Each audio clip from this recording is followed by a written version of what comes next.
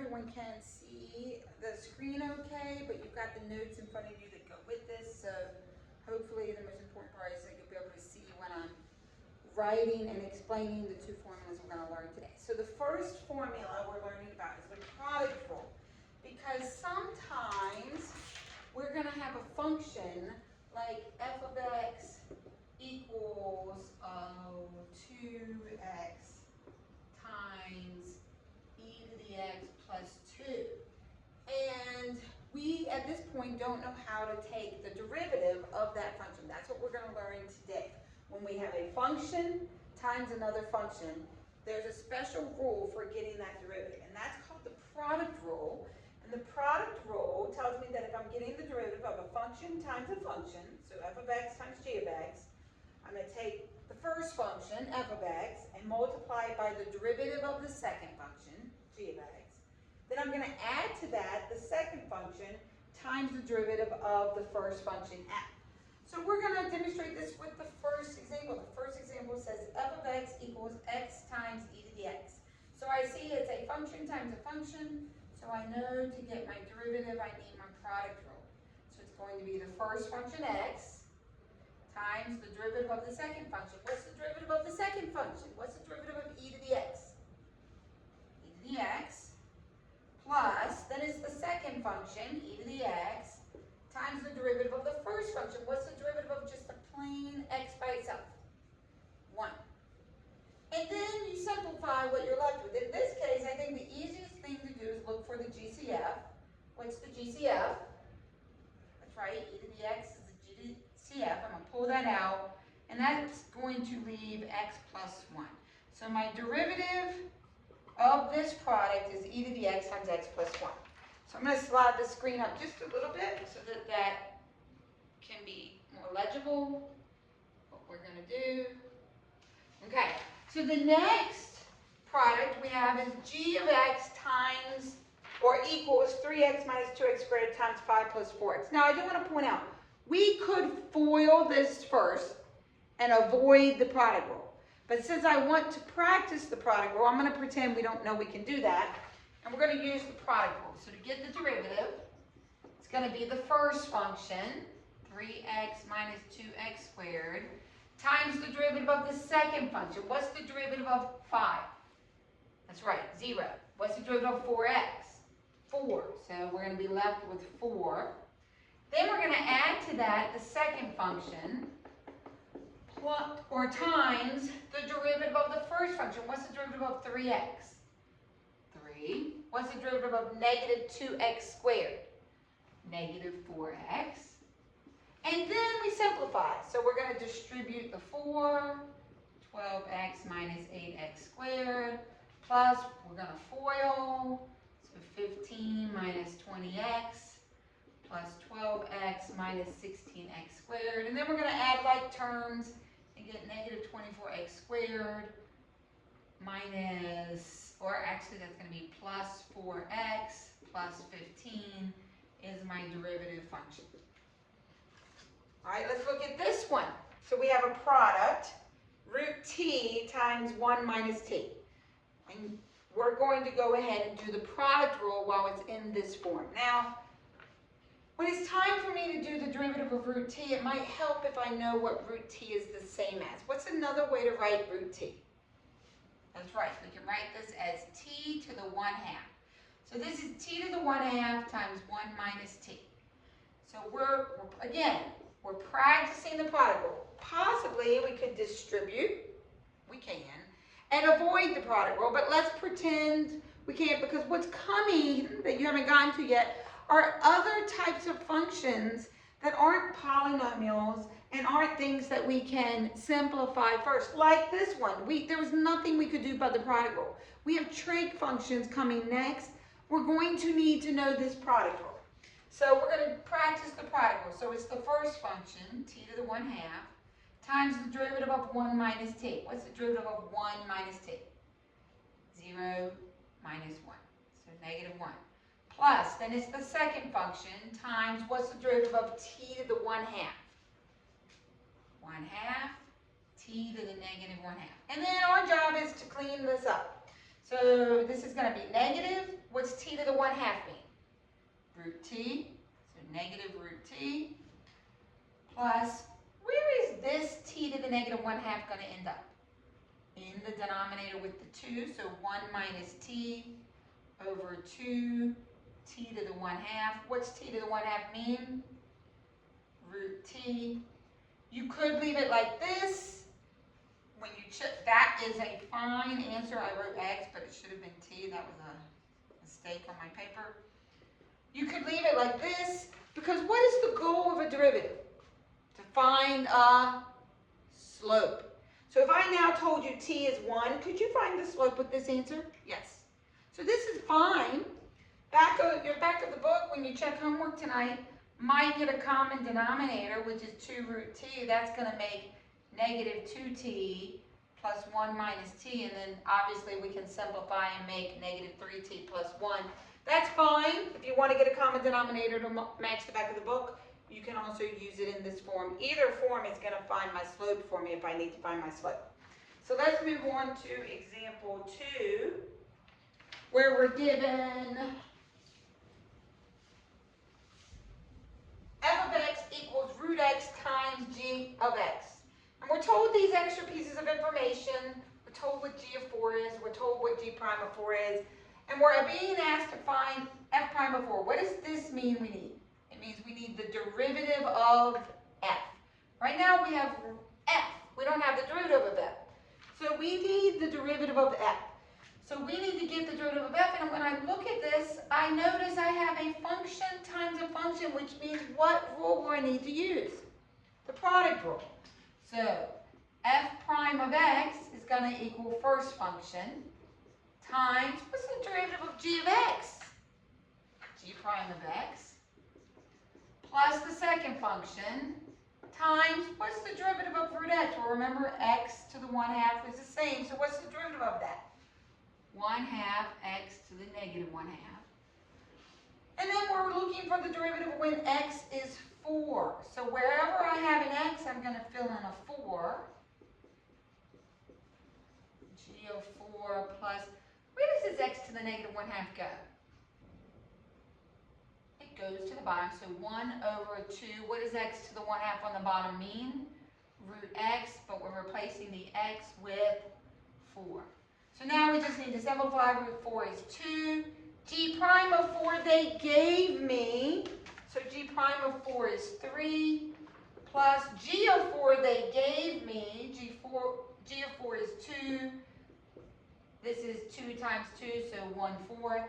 So 6 plus 1/2, so 6.5 or 13/2. Whichever way you want to write it, 6.5. All of those are correct.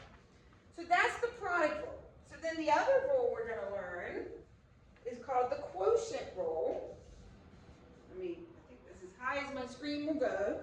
So the quotient rule is when we're getting the derivative of a quotient, of a division situation. We've got a function divided by a function. So this is the formula for doing the derivative of a quotient.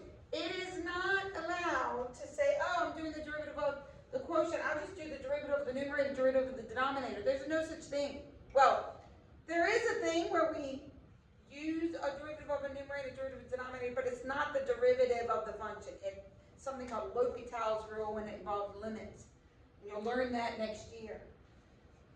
When it's the derivative of a quotient, we have to do this formula called the quotient rule. It's the g of x, which is my denominator, times the derivative of f of x, which is my numerator, minus f of x, my numerator, times the derivative of the denominator, all over the denominator squared. So denominator times derivative of numerator, minus numerator times derivative of denominator, all over denominator squared. And the order is important. If you flip-flop this, you're going to get the opposite answer for your derivative. There's a little saying that you can use that's low. What's low? The denominator. D high, that means derivative of the top. High is the top, the numerator. Minus high, the numerator. D low, that means derivative of the low one, the denominator. all over low squared. So if this helps you remember the quotient rule, low D high minus high D low all over low squared. Now notice it says this formula works as long as g of x does not equal 0, because what's going to happen if g of x equals 0? That's right, you're going to have 0 in the denominator, which means your derivative will be undefined. So let's move on to an example or two using the quotient rule.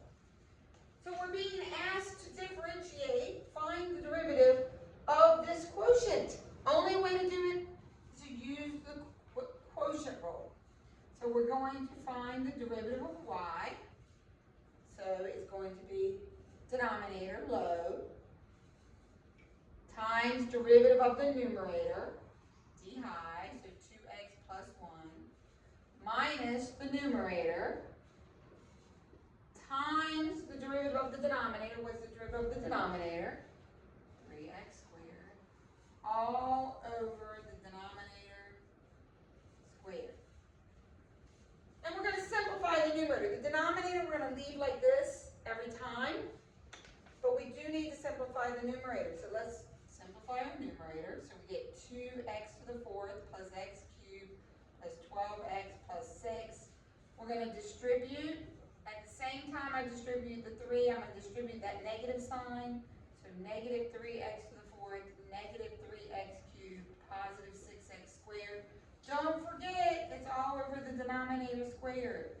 One of the most common mistakes is people spend so long simplifying the numerator, they forget the denominator's down there. So add your like terms, you get negative x to the 4th, negative 2x cubed, plus 6x squared, plus 12x plus 6, all over the denominator squared. All right, let's practice the quotient rule again on letter B. Derivative equals low, the denominator, times the derivative of the numerator, so 3, minus high, the numerator, times the derivative of the denominator, 2x, all over the denominator squared. So now we have to simplify the numerator. We distribute 3x squared minus 3. We distribute minus 6x squared minus 2x all over the denominator squared. And then we add like terms, so negative 3x squared minus 2x minus 3 all over the denominator squared. Again, what's the purpose of a derivative? To find the slope. So now that I've done the derivative, I can now say, okay, find the slope for me when x is, I don't know, 2. You would plug in 2 and you would know your slope when x is 2. So let's move on to example 4. We're going to make an equation of the tangent line to the function y equals e to the x over 1 plus x squared at this point. Now tell me, what do you need to make the equation of a tangent line? You need a point. We've got one. And what else do you need? You need a slope. How do we get the slope at a particular point? You need the derivative at 1. That's going to find my tangent slope, the derivative at 1. Which means I need to make the derivative. I don't have a derivative yet. So y prime equals, what do we see happening here? A quotient. So it's going to be the quotient rule. 1 plus x squared times, what's the derivative of e to the x? E to the x. Minus the numerator times what's the derivative of the denominator? 2x. All over the denominator squared. Now I could simplify this, but I know ultimately, what am I going to be plugging in to get my slope? I'm going to be plugging in 1, so I'm going to plug it in right now. I'm going to plug in 1 for all my x's. I get 1 plus 1 is 2, e to the 1. Minus e to the 1, 2 times 1 is 2, all over 1 plus 1, 2 squared is 4. What's my numerator going to be? That's right, 0 over 4, my slope is 0. What do we know about a line with a slope of 0? The tangent line is a horizontal line What do we know the equation of a horizontal line is? Y equals a number. What number do we know y is going to equal when x is 1? E over 2. Now you may say, what if I forget this? Well, then when you set up point slope and you multiply x or 0 times x, you're going to end up with 0. And so you still end up with y equals E over 2. Doesn't matter, but you know, it saves you a little time if you remember that's your horizontal line. All right. Sometimes, we have two examples left. One is in your notes, I'm adding one. That's like one of your homework problems. So sometimes it's easier to simplify a function first instead of using the quotient rule. For example, example 5 is asking you to get this derivative. 100% we could do the quotient rule. We could do low, and then derivative of the high minus high, and then derivative of the denominator, all over the denominator squared. It'll work. It's going to make a complex fraction, which means then we're going to have to simplify it, but we'll get there. We'll be able to get our slope with it. But what if I simplify it first? What if I went through and divided each term by x? 3x squared divided by x, what does it leave me with? 3x. 2, remember this is x to the 1/2, 2x to the 1/2 divided by x, what does it leave me with? It leaves me with 2 over x to the 1/2. Plus 1 divided by x, leaving me with 1 over x. Now what's another way I can write 2 over x to the 1/2? That's the same as 2x to the negative 1/2. What's another way to write 1 over x? That's the same as x to the negative 1. Now, do I need the quotient rule to get this derivative? No, I just need to get each term's derivative one at a time like I've been doing already. So my derivative is going to be derivative of 3x is 3. Derivative of 2x to the negative 1/2, bring the negative 1/2 to the front. 2 times negative 1/2 is negative 1x. Remember, subtract 1, so negative 3/2. Bring this negative 1 to the front, so minus 1x, subtract 1 to the negative 2. And then 3 minus 1 over x to the 3/2 minus 1 over x squared. Remember, we don't want to leave any negative exponents. You could turn the 3/2 if you want to into the square root of x cubed, which then, we did this for fun. We turn that into 1 over the square root of x cubed. Can that be broken down? It can. That turns into 1 over x root x. So you could simplify that a little bit. All right, so the last example is not, let me turn this off so that you can read it because there's not much space here, but if you want to add this at the very bottom of your notes, it is not in your notes, I'm adding this example. So this would be example 6. And I'm adding if, I need my glasses, if f of 3 equals 4, g of 3 equals 2, f prime of 3 equals, that equals negative 6, and g prime of 3 equals 5. So we've been given some data. We are being asked to find, problem A is asking us to find this. And then we're going to do B over here in just a second. Okay, so what does this notation mean? It means we want the derivative of the product of these two functions. Well, how do I get the derivative of a product of two functions? What do I have to use? I have to use the product rule. So it's going to be f of 3 times the derivative of the second function plus the second function times the derivative of the first function.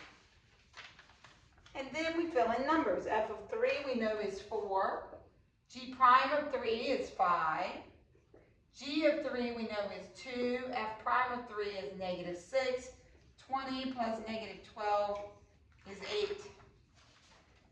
Now what do you think this one means? Oh, I wrote 3. I meant to write G. My mistake. Let me fix that. divided by g prime of 3. What do you think that means? That means we want the derivative of a quotient of f and g, which means we've got to use the quotient rule. So it's going to be log g of 3 times the derivative of the numerator, f prime of 3, minus high f of 3 times the derivative of the low g prime of 3, all over the denominator squared.